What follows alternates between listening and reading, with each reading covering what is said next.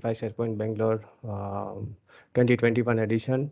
We are halfway through the events and there was a lot of interesting topics which were running under the developer track. We learned about Viva topics, we learned about SharePoint syntax, Power Apps portal, and then the Viva extensibility model using SPFX. Before starting,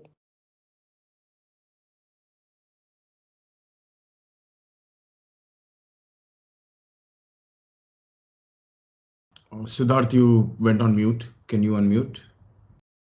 Guys, please be careful. Don't mute others. okay, I'm back, right? Yes, you're back now. Okay, nice. Yeah, so thanks to all the sponsors without which this event would not have been possible. Thanks to Microsoft, Panthera Technologies, Soho Dragon, Quizcom, and JPower for.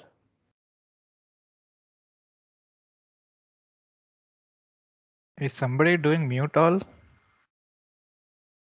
I guess I was muted again. Please. Yes, guys, please don't do this. Otherwise, we'll have to kick some people off. We'll figure out who is doing this. Yeah, go ahead, Siddharth. No problem. So today it is about a virtual event wherein we have hands-on sessions by the experts and community leaders deep diving into Microsoft 365 service around Teams, SharePoint, and Power Platform. And there are lots of exciting prizes to be won at the end of the event. So stay tuned. Guys, what is this? I am being muted again. Is it good, Jasjit, now? Yeah, who's doing? You can do. Yeah, we'll check it. Who's doing? Then we can Sure. remove them. Yeah. No problem. Fine. So today's topic is about we are in the developer track, and today's topic is about building Teams app with Visual Studio Code Teams Toolkit. Myself, Siddharth Vagasia, I'm Microsoft MVP and independent consultant. You can connect with me on the LinkedIn or the Twitter handle, and this is my personal website wherein I write some blogs. So agenda for today, we would be seeing the overview of the Teams app. What are different kinds of Teams app which we which can create. Then there are different ways of creating Teams app. And we will focus on Teams Toolkit for Visual Studio Code because this is the main session topic for today. And they will also have demo and walkthrough around the Teams Toolkit and what kind of resources it creates, what kind of project structure it creates, etc. Now, let's first see, what is Teams app, right? If you would have attended the welcome note and from Jeff and Vesa, the Teams adoption has been at the peak right now, wherein we have reached around 250 million users per month, which is last month data.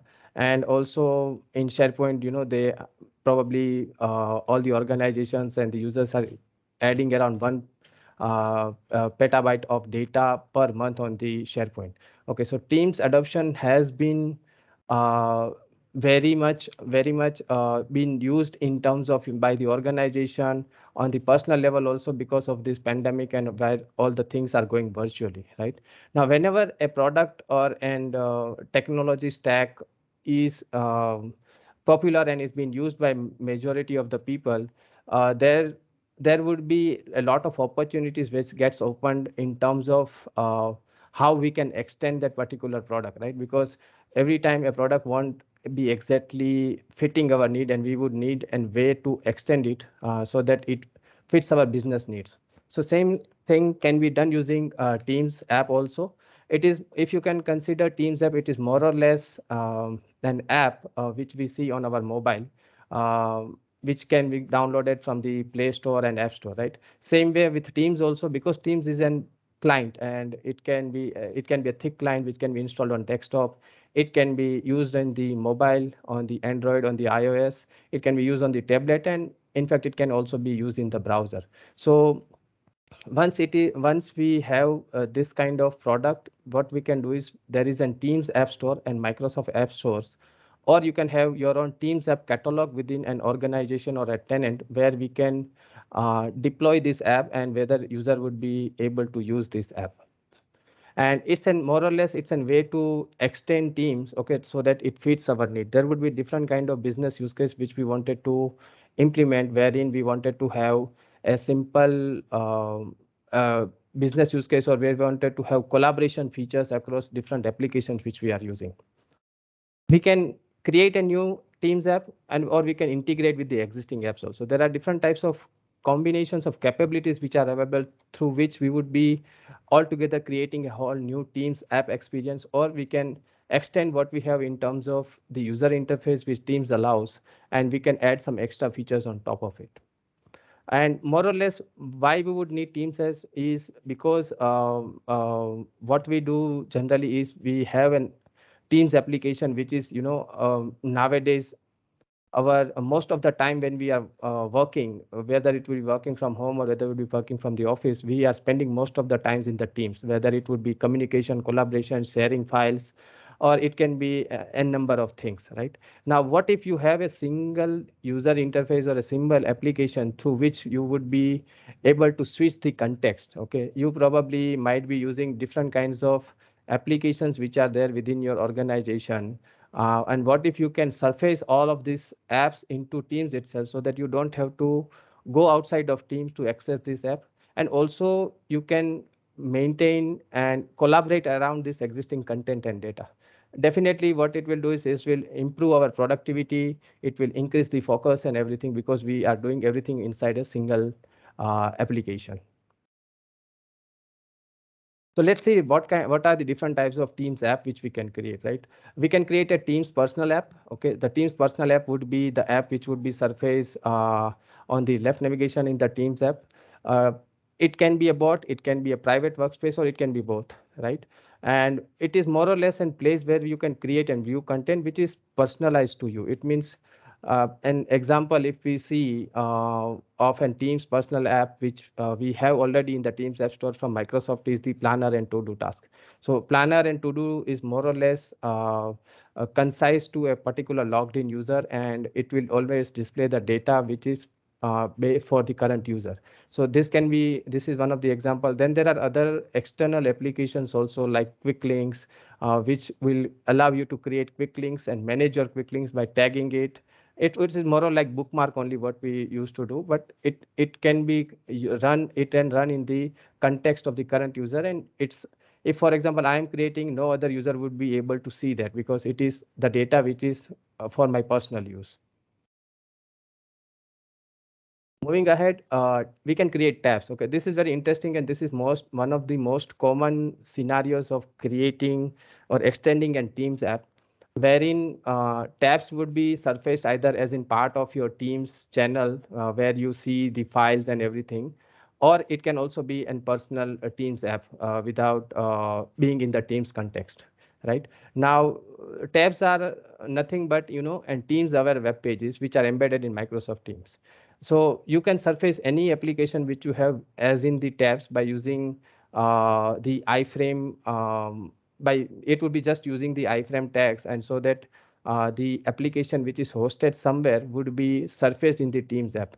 But when we as in developer are creating a Teams tab, what we used to do is we used to make the application which uses the collaboration and the communication feature of Teams itself, right? That's where we would be able to make an app which is truly collaborative in nature. It means that there are facilities wherein we would be able to mention user, or we would be able to search user, where we are able to provide option to directly chat with the user within our Teams app. So this all kind of applications which we would create would be Teams aware. It would know the Teams context. Plus, it would also help us in terms of authentication and authorization, because the user has already logged into the Teams, and the single sign-on and OAuth 2 concept would come in picture, and we would be able to use that token to only get data where the user has access to. And this totally depends on what kind of Teams tab or an app you are creating.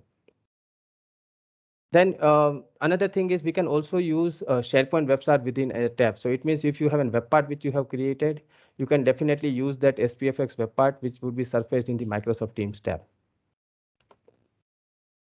Coming to bots, so bots are basically kind of conversational bots which will allow us to interact with the users, right? And the bot can be as simple as just answering questions and answers, answering answers for the user's query by having an FFQ kind of database using Knowledge Maker, or you can have your own custom database where you might have stored the your knowledge base, or it can be as complex as in which would be doing based on some interaction with the user. It would be updating some data in your external application via web services. So bot also is one of the another common type of Teams app which you would see, and which will allow user to interact with the bot and do certain actions. So certain examples of bot can be wherein if you have an ERP system in place, which is wherein the request has been created to the user, you can send a notification to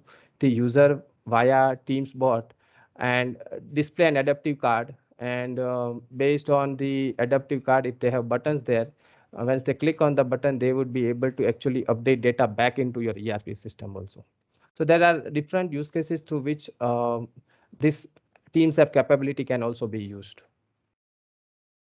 Now moving to messaging extension. Okay, this is interesting in terms of this is one of the way of when I say right, we can create new Teams app and we can integrate into the existing Teams app capability. So you can consider messaging extension as in integration into the existing Teams app.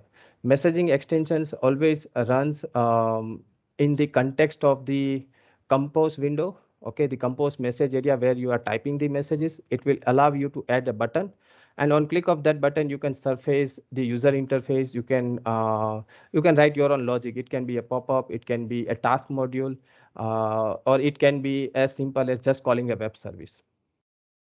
And the other one, it would be a command box from where you would be able to add that.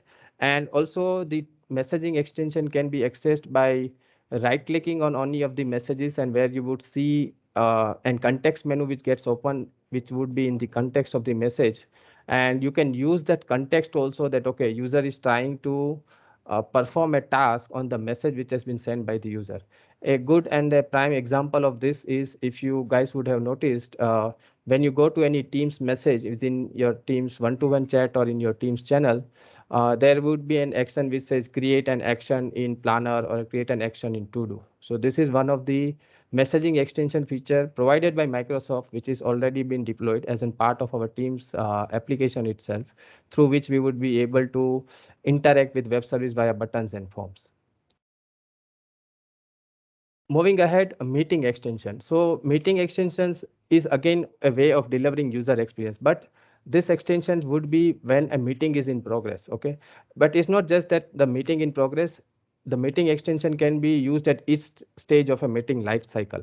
Now we know that whenever a meeting is being planned, there would be three stages of it. There would be a pre-meeting experience, or pre-meeting pre-meeting agenda, pre-meeting preparation, which would be done as a part of that meeting. Then there would be in meeting, which would be basically while the meeting is in progress, and there can be a post meeting app experience also. So in a way, if you consider this, what we can do is we can have the app which can be used in all three stages of the meeting life cycle. Some of the examples, if I can say about, is like if you wanted to have, if you would have used an poll application within your Teams application, you wanted to surface the polls while the meeting is in progress, that is one of the meeting extension which we can do. And we as in developer also can create this kind of meeting experience, which would be able to surface data from the external application. It can also be from the under any of the Microsoft 365 services, and it would render as in on the right hand side of the side panel. It can also have a pop-up experience wherein which will give the user and or the attendees and way of interacting with that particular application as soon as it has been triggered by the meeting organizers. Okay, so poll is one of the prime example of it. Right. So moving ahead, we have webhooks and connectors. Now, webhooks and connectors are kind of way to again interact with the external service or within your Teams channels and messages, but it can be done based on the events. I mean, most of us would know that what webhook is. Basically, webhook is a way wherein the publisher and the subscriber would agree to something, that if some event would be occurring in the publisher side of the application, the subscriber would respond to that event by sending the payload information.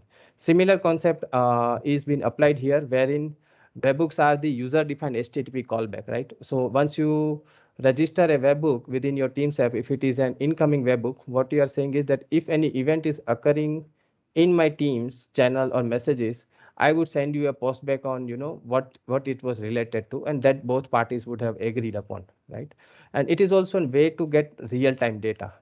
Same way, connectors are same thing like in the webhooks, but connectors gives us the some of the out-of-the-box capabilities through which we would be able to send and receive notification and messages from and to web service. This is again been exposed via HTTP endpoints only, and wherein any external application can post some cards or messages into the Teams channel as soon as that particular event has happened.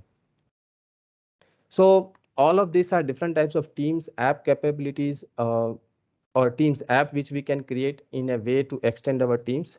And the good thing about is that all of this is supported by Microsoft Graph for Teams, right? And there are Microsoft Graph APIs specifically available for Teams through which we would be able to access all the teams, all the members within the teams, the channels, the messages, etc.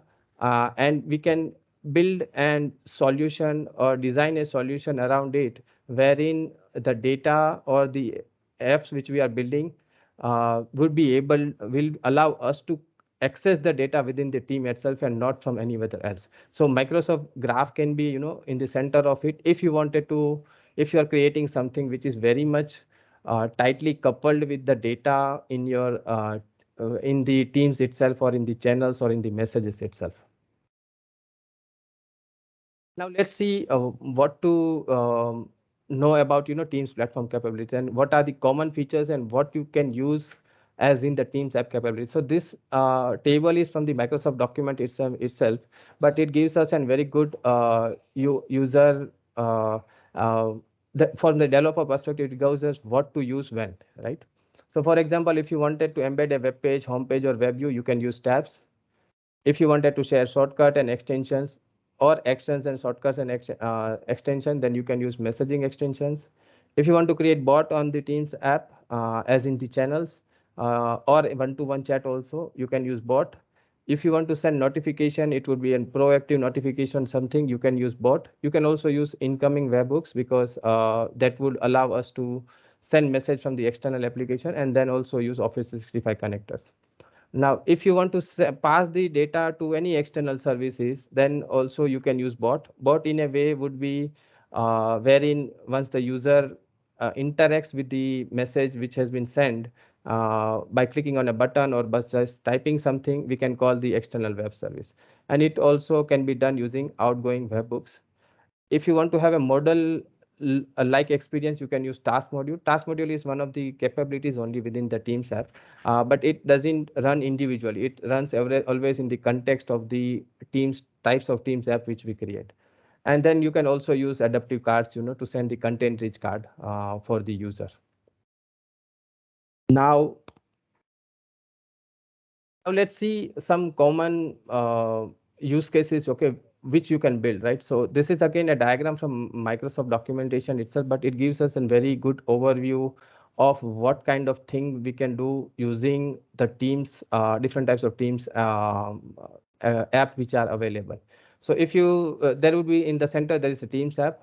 If you are talking about tabs, okay, what you can do is you can display your content in an iframe. You can authenticate with third-party services. You can display task module, which is a model experience. You can have deep linking. Deep linking is basically a concept wherein as soon as a notification is been sent to the user via email or via Teams notification, and user clicks on it, user would be taken back to that particular link with the context of what the message or notification was been sent, right? You can display SharePoint pages and web part. You can request for the device permission if you're talking about Teams app in the mobile application. You can display Power Apps and Surface in the Teams tab, and you can also display Power BI data, right? Now coming to the bot, you can send proactive messages, you can send card, you can access the messages like update message, delete messages, you can send files to the user, You can also display task modules within the bot, and then you can get the data related to user group chat or teams, and also authenticate third parties. And you can also have a bot which is part of your calling or a meeting bot. So, and good automation can be done if you have a bot which is enabled for Teams meeting, wherein a bot can be part of the meeting and it can do certain operation based on what we wanted to do, right? Coming to messaging extension, these are Composebox add-ons. So what you can do is you can search and display external data. Then you can display task modules. You can take actions on the messages. You can send cards. You can unfurl links. For those who don't know what is unfurl links, is basically a way of showing the preview of the link as soon as you typing the link. So you might have used this at many times. Whenever we paste any link from anywhere, right? There are, if you go about any Microsoft 365 product, it will give you a preview of that link which you are sharing. And that happens in LinkedIn also, that happens in Twitter also, that can happen in this thing also. So you can use that link to basically show a custom preview of what you wanted to display in terms of and small image, in terms of the link name, title, and description also. Talking about Microsoft Teams webhooks and connectors in the Teams app, as I said, you can have incoming webhooks, you can have outgoing webhooks, with which you would be able to send cards, collect user inputs, and refresh card. With the outgoing, you would be able to request data from the external application, post data back to the external application, and also send cards. With Office 365 connectors, which is for only incoming webhooks, you will be able to collect user inputs, send cards, and customize user experience, right? So this is more or less will give you a high level picture of what kind of deep level functionality which you can use, or what kind of what are the different scenarios in which, and what are the availabilities of the functionality which you can do using Microsoft Teams app.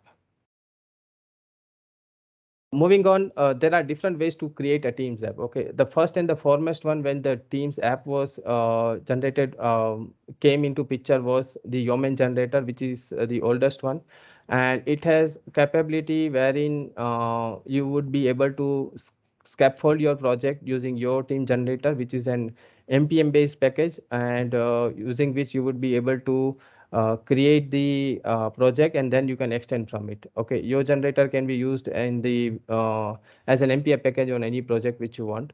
So there are all of the capabilities which are there in the Teams app can be done via your Teams. Okay, so this is the most popular one.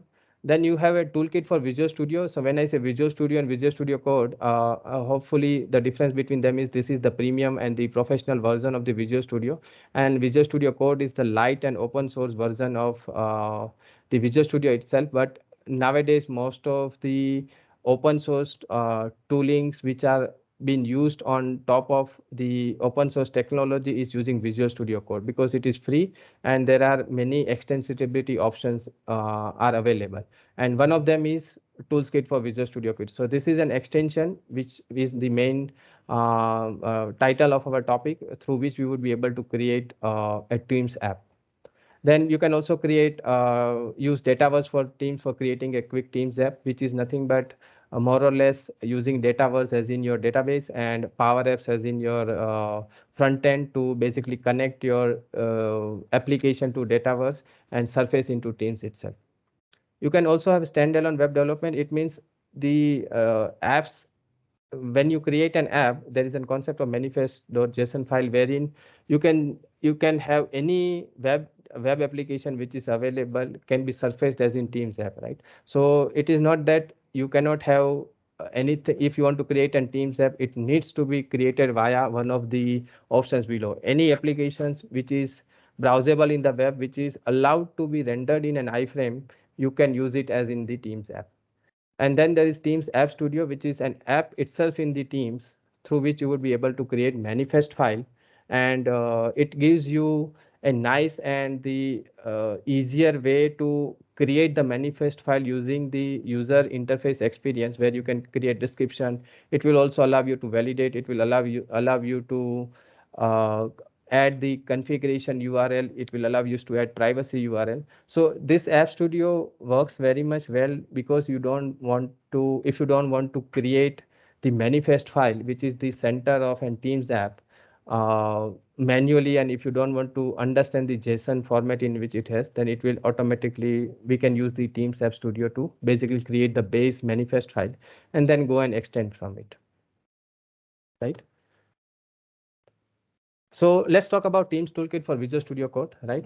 It is basically an extension, as I said, to create Teams app from the Visual Studio Kit. Okay, many of you have used many of the Visual Studio extensions which are available in the as in the add-on to Visual Studio Code itself.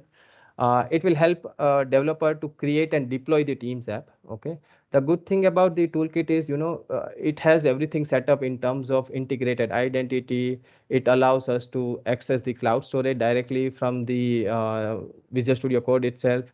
It also gives us a base file or a base way to access data from the Graph API using the single sign-on mechanism. It means it use all the authentication and authorization files which we would have to manually create if we are not using Teams Toolkit, okay, which merely is also available in your Teams, okay. It is not just very much specific to Teams Toolkit, but it also gives a way for us to directly use that method wherein a sample is there that how to get data from the Graph API, and then we can extend on top of it.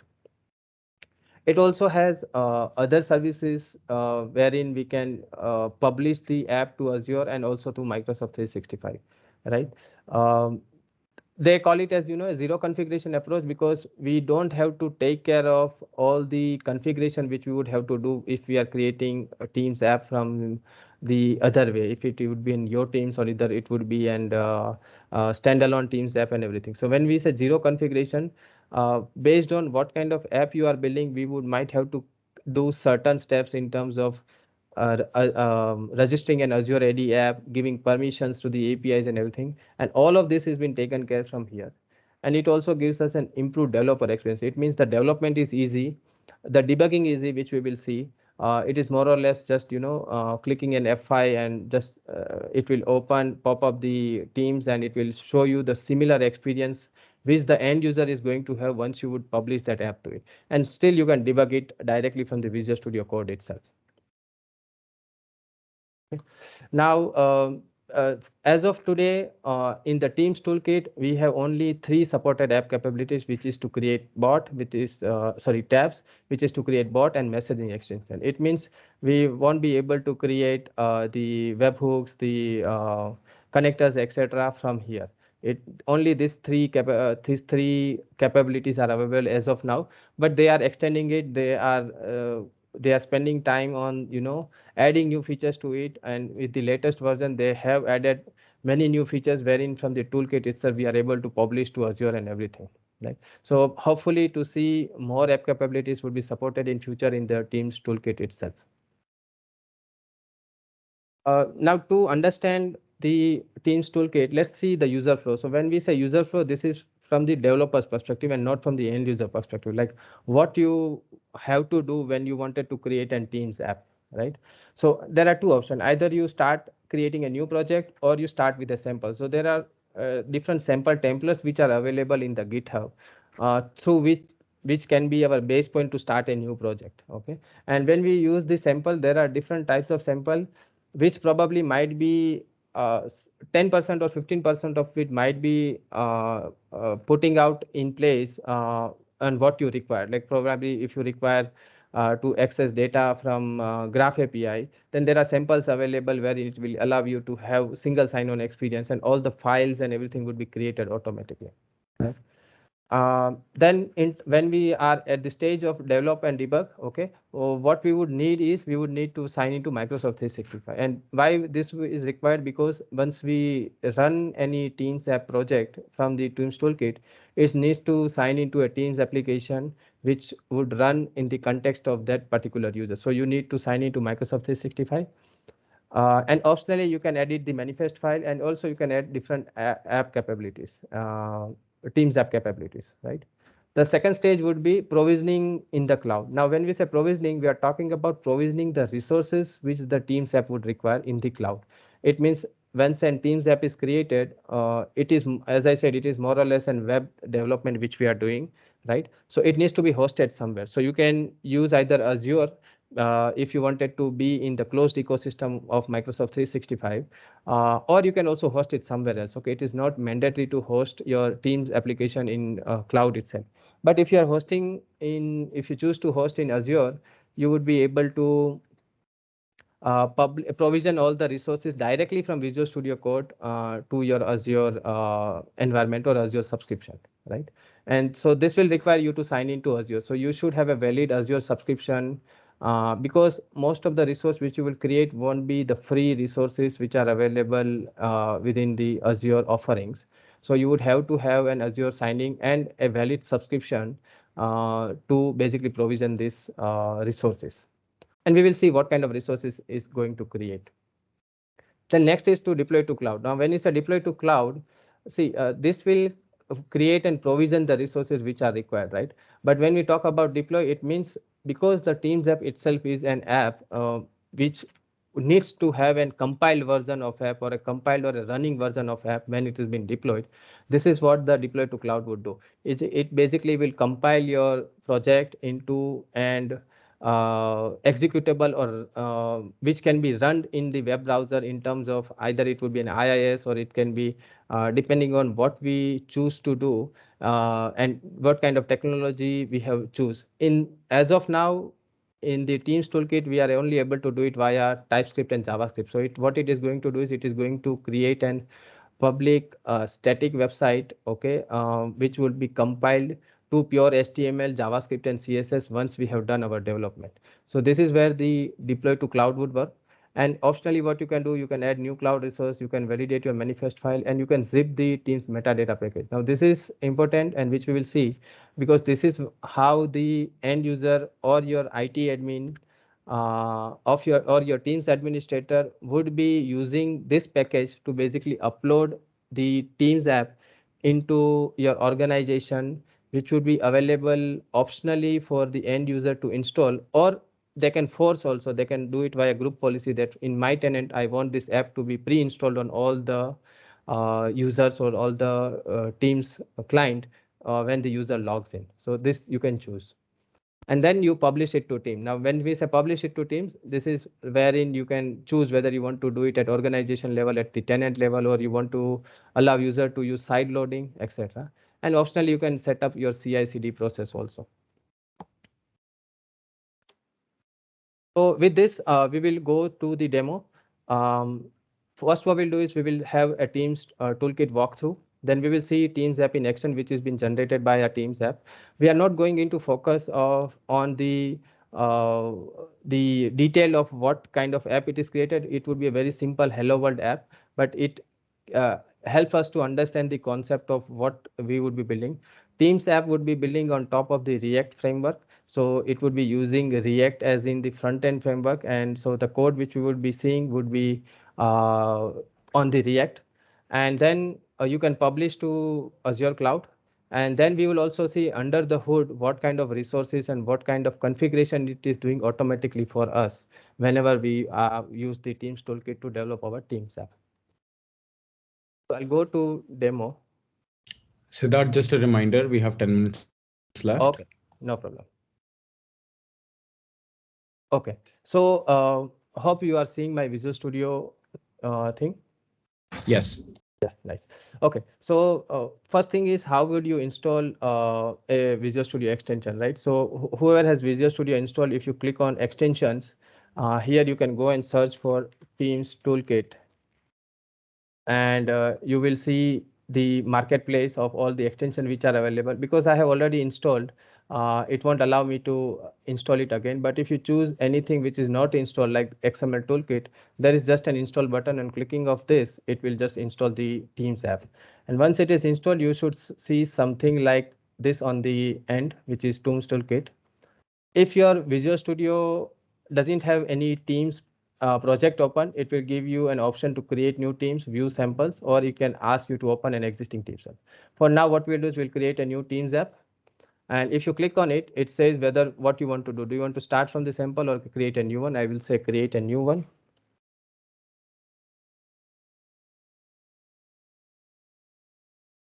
right? Sorry.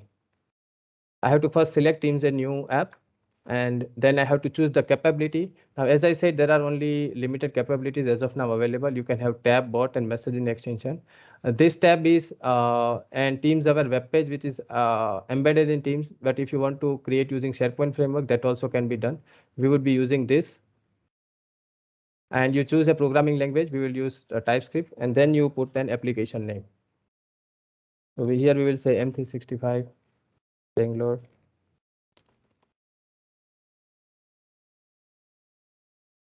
And says okay. So what it will do, it will start scaffolding the project, and it will create the project structure which would be required, right?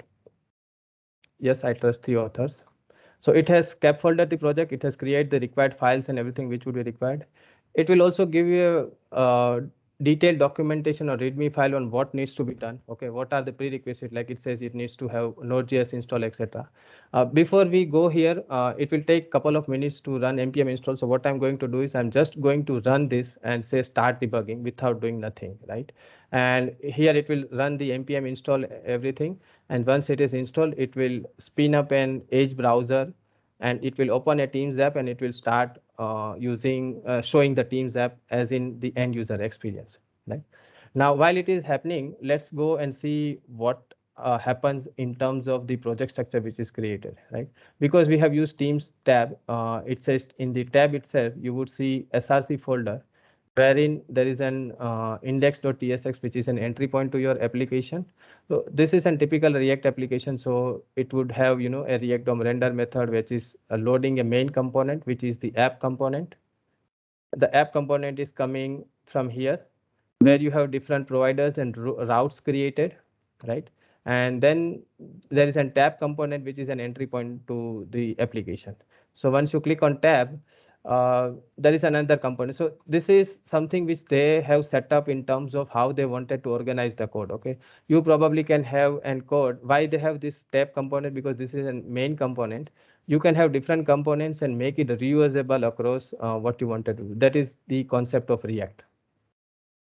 Now, if we go to welcome component, in the welcome component, we will have the actual user interface, like the menu, and what we will see once the application would run.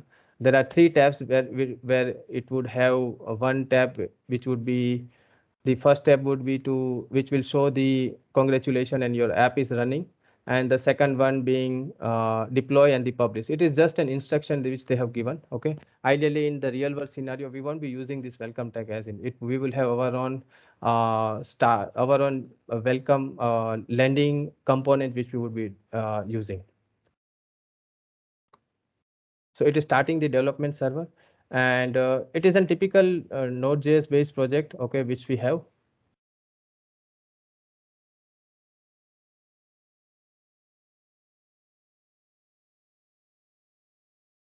Now, if you see, it has pinned up and Microsoft Edge browser. It will ask me to log in.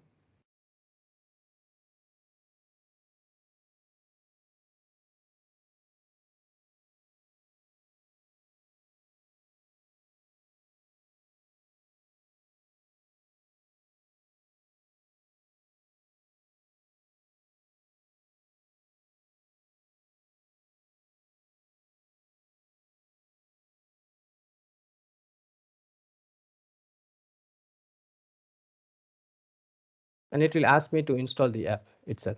This is how the end user would be doing it. If you see, the app name is local debug. And once I click on add, it will basically create an app which would be surfaced on the left hand side, and which would be a personal tab. And it says, congratulations, your app is running, build your app locally, provision to deploy and everything, right?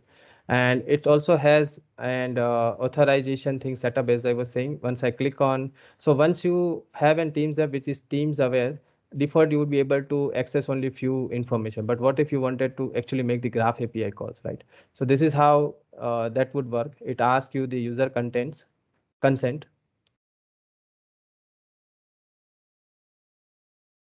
And once you have the consent, it is showing you the user profile, the name, and the email address. Okay.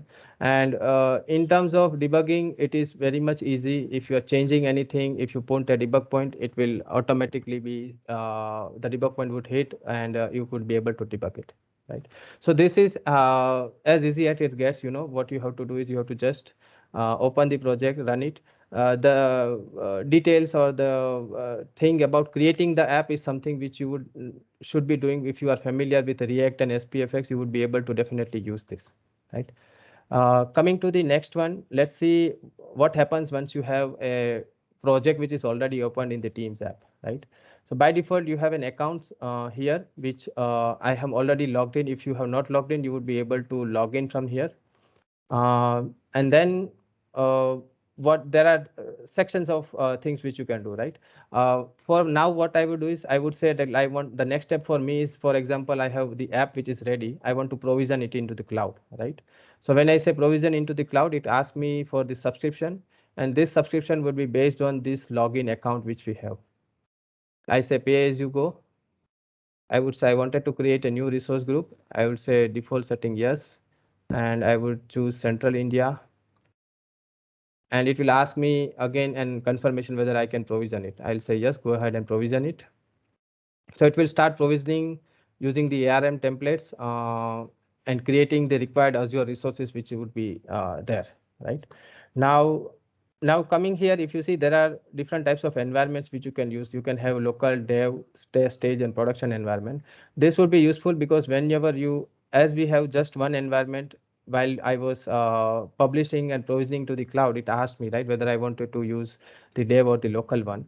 It can also allow you to publish everything from here if you have more environments created, and if you want to have different Azure resource groups created within your Azure as soon as you published it the way you wanted to do it. Right now, once the provisioning is done, the next step would be to deploy to the cloud. Okay, and then we will do zip metadata tag, which will give us the zip file, which we can use and which we can use to basically as in the end user would do, right? It won't be pointing to my local debugger or anything because the application is already provisioned and deployed to the Visual Studio, so to the Azure resources. Okay, while this is happening, what I will do is I would want to run you through what kind of resources it creates. Okay, this is one of the previous default resource group which I has created while I was preparing for the demo. And if you see, it has created 4 things. One is manage identity, that is to manage the integrated identity of your application with the Teams app.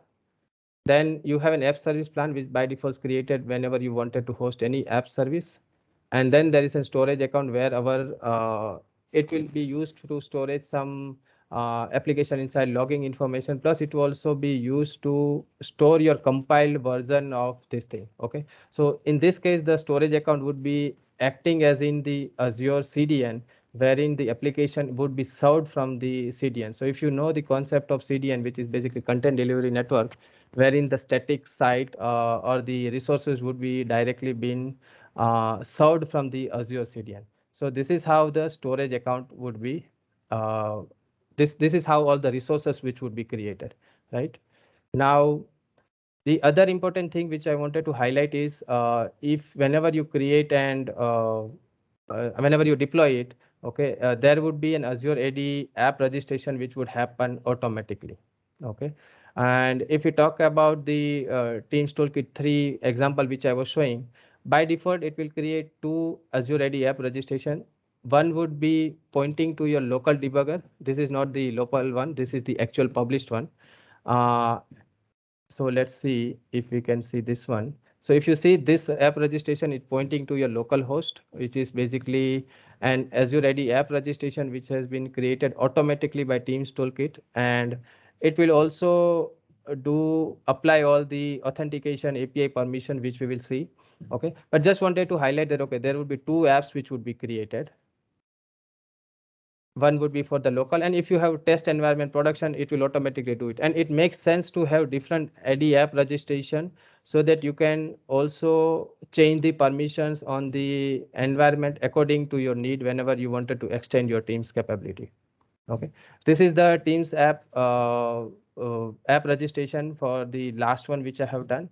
And if we go to authentication, it will have this URL where it says, whenever the authentication has been done, return to this particular HTML file, and it will automatically take care of saving the token into the local storage, and so that user don't have to sign in again and again. It will also automatically create the secret, okay, which would be done here, which would be creating here. Then it will also expose this. It will be also set up a default sign-in permission. This we can choose, and we can add on what kind of integration we are doing with the graph, right? And as soon as we know that this is what we are going to with the graph, we have to add this permission here, so that once the user consent would happen, it will basically ask for the user that, okay, this application is going to access these things from your thing. Let's quickly see if it is provisioned. Okay, I can see the resources are provisioned here. Okay, now next thing to do would be to deploy to the cloud. So I'll just click on deploy to the cloud, and it will start deploying, running npm install on the cloud, okay, on the storage account, compile the whole package, as in it can be served via on the web browser, as in any hosting server, and it will complete all the process automatically. Siddharth, is there anything we have to do when we move this from one tenant to the other tenant? Like we develop it in our development tenant and then we move it to production. Any specific things that need to be taken care of? I would say probably what you can do is you can have the same version of code wherein you can have a separate account which you can use, right? In this particular case, I can use my Office 365 account to sign in to do the site loading, but I can choose to log into a different tenant's Azure account to directly publish there. But as soon as you use provision in the cloud and you choose to select which Azure tenant you wanted to publish, it will automatically take care. So we don't have to do it. That's the beauty of this thing, that when you move from one tenant to another, it's more or less you are publishing it from your local machine to that particular Azure tenant. Does that make sense? Yes, thank you. We have some questions in the chat window if you can answer them as well. Sure, no problem. Fine. So I'll just have 1 minute to end this. Okay, I wanted to explain the expose an API. So this is basically where this particular application, which we have created as in Teams app, would be exposed to an API for the single sign-on purpose. Okay. Under the hood, it creates or adds all the client IDs, and if you see, there are 6 client IDs which are created. I know 3 of them are 3 or 4 of them. One is for Teams desktop app, one is for Teams browser, one is for Teams iOS, one is for Teams Android, and one is for our Office 365 suite also. Okay, I'm not sure about the last one, what is it about, but this would be always static. It means because this is an app integration using OAuth, every client which would be using the Teams app has to have a particular client ID where it would be exposed, right? And under the hood, you can add scope and everything here. So this is how it basically kind of create whole setup of integration, etc., under the Azure resource, which we don't know, and which if you would have not used TeamsCode, we would have to set this up manually. Okay. Now if you see, it has been deployed successfully here, and if I go to the resource group, and if I can choose the Bangalore resource group, I would be able to see similar kind of setup being done here. Okay, the last step here would be to zip it, the package file, and I can choose that I want to zip it for the dev, right? And what it will do, it will automatically create that zip file. I just have to go and I just have to go into build in the app package and use this as in package file. And what I will do is I will quickly show you how to upload the custom app using side loading. And if we go here in the build and choose this package, okay, it will give us the similar experience which we had. And when I click on add, it will basically serve the Teams application from the newly Azure resource which we created and which we have hosted, right? And it will give you the similar experience which we have. Okay, so this is a very simple way or zero configuration approach to Teams app development which we can do. And this can be extended in detail, but the purpose of today's session that you understand what all things can be done using Teams Toolkit, and what things happens under the hood whenever we are using Teams Code, because it helps us to understand and extend the model whenever we want to do it. Okay. These are some of the reference link which I have used and which you can use to further go and expand on this particular topic. On next session, we have from Giuliano Di Luca on building real-time processes and notification on Microsoft 365 webhooks. Very interesting topic. Stay tuned to the end of the session to participate in the quiz and win some exciting prizes. I will be here to answer Q&A. I hope, Justice, I have not taken over time. Yeah, we are 1 minute late, but that's okay. You Yeah. can probably answer the questions in the chat Sure, after I'll do this. that. And I'm going to go ahead and stop the recording right now.